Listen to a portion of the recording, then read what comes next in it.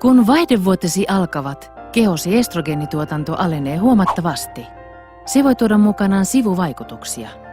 Niitä ovat kuumat aallot, yöhikoilu, mielialan vaihtelut. Hormonitason aleneminen on yleisesti yhdistetty seksihalujen vähentymiseen.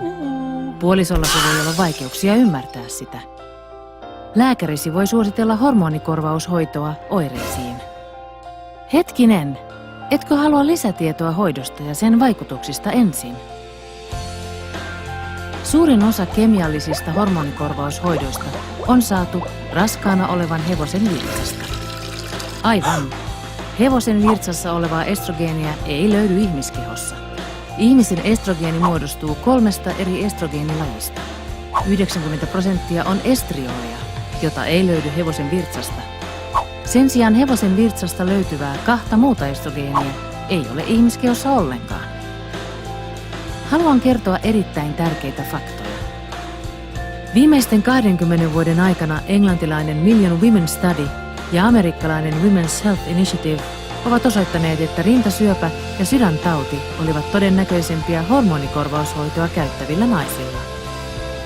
Hormonikorvaushoito on yhdistetty 20 000 ylimääräiseen rintasyöpätapaukseen 50–64-vuotiaiden brittinaisten keskuudessa.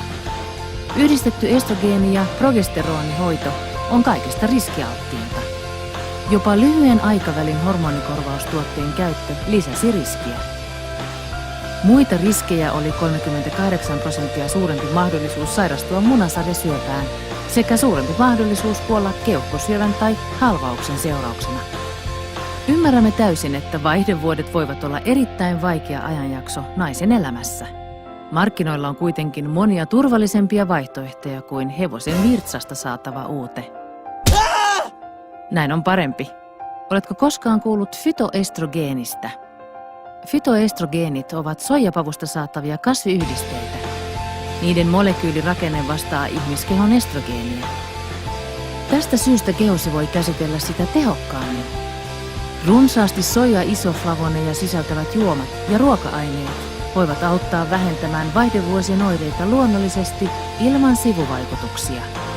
Maista tätä!